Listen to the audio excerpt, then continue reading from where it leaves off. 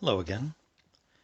Looking today at a book that is not a Bible and did not come from a thrift store or yard sale or anything of the sort, but is, let's say, Bible adjacent and very much worth a look.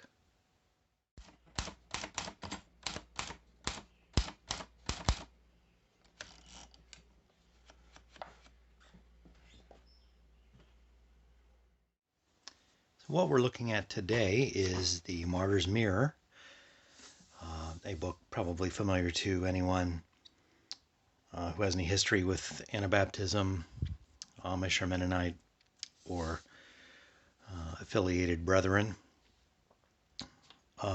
This is a book which I did not purchase at a thrift shop or a yard sale or anything of the sort. In fact, I bought it new in about 1997, 1998, when Mrs. Moving About and I had a brief flirtation with Anabaptism. We ended up staying, and to this day remain members in the Church of the Nazarene, but maintain many friendships in the Anabaptist, mostly Mennonite community, and live in, we, for whatever reason, have tended to live in areas that have a strong Mennonite presence, and Mennonites just make good neighbors. So anyway, back to the book. The author here, I'm going to guess at pronunciation, Thieleman van Braght would be my guess. Sometimes I get my fricatives confused in German, but I think it's Thieleman rather than Thieleman.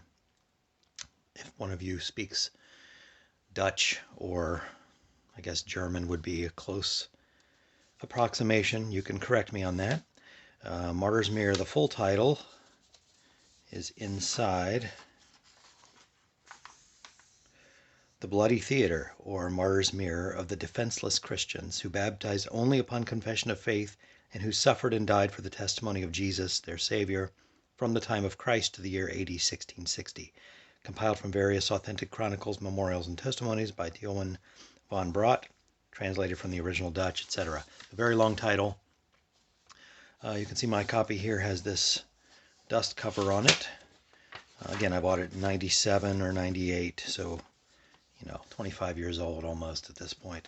The dust cover has seen some wear. It's ripping. It's almost like a type of craft paper is what it sort of feels like. So I'm going to remove this just for easier look at the interior of the book. That's a little better, although it's kind of a unattractive putty color. I don't know what you would call that. You can see it's a big book. Just by way of comparison, let me grab my New Oxford Annotated, which is a brick itself, and Martyrs Mirror kind of dwarfs that in most dimensions. A little bit thicker and significantly larger in height and width. So as I've said, this was published in 1660. And it is similar to Foxe's Book of Martyrs. I have a abridged copy of that here. I don't know how big the unabridged version is. This, I think, was also updated in language. So this is just what I found. I think this one was from a thrift for 25 cents. Brought that home with me. I have the digital copy of the, quote, complete Foxe's Book of Martyrs, but I think John Foxe continued to add to it and edit it all through his life. So I don't know what the complete Book of Martyrs would look like. Anyway, just by way of comparison, my little abridged Foxe's Book of Martyrs, but same kind of theme, although Foxe focused on martyrs among the kind of Puritan side, or Protestants in England that were punished and persecuted under Catholic English monarchs during the time when England was fluctuating wildly from Protestant to Catholic. So oddly enough, 100 years later, this was 1560-ish published. So 100 years later, Martyrs Mirror here is compiling the persecution accounts of individuals who, many people who were clinging to Foxe's Book of Martyrs were doing the persecuting of the folks in this book. You know, I don't want to make any blanket statements, but there was plenty of persecuting going on between Catholics and Protestants, back and forth, and amongst Protestants as they splintered into various splinter groups. Whichever one was in power, I guess, felt the hand of God's blessing on them to actively persecute those who fell outside their particular orthodoxy. But anyway, so what we have here is a very thick book with detailed accounts of martyrdoms. This one, as opposed to Foxe's book, this one primarily, I guess solely, after a certain point, persecutions of Anabaptists. While it does begin with the persecution and the martyrdom of the apostles,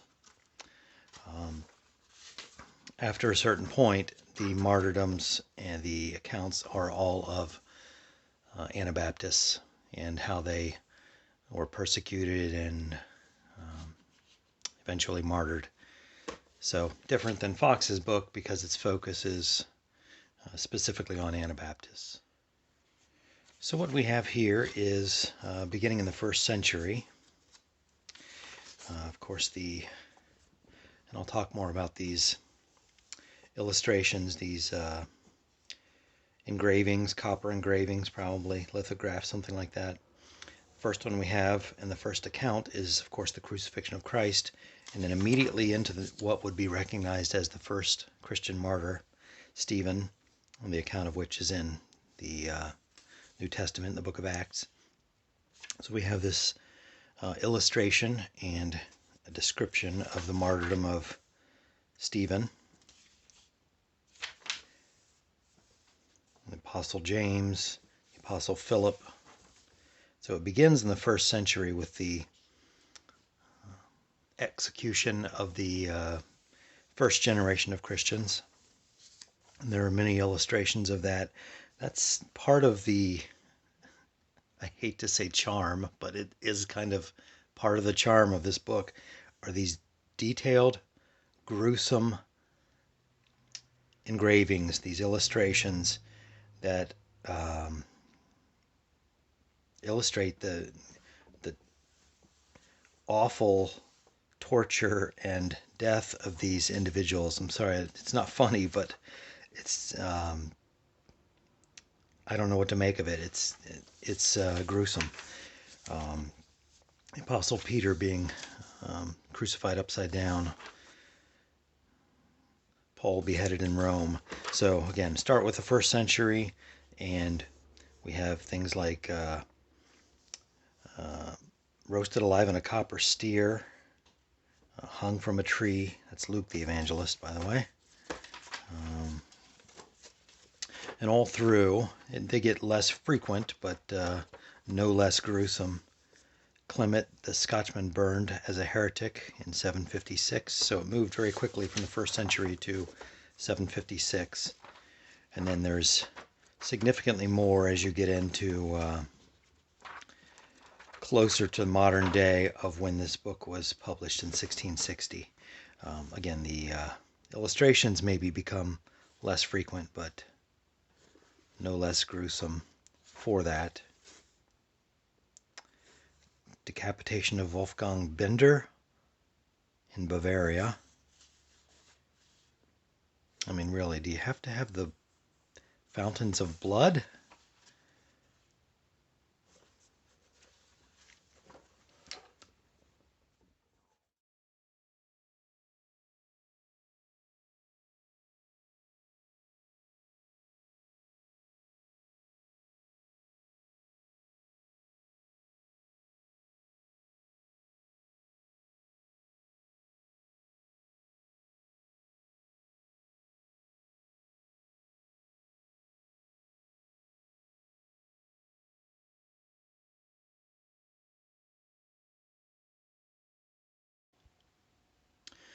This book has almost 1,200 pages of accounts, history, and at the back an index of names so you can, I guess, flip to your favorite martyrdom account.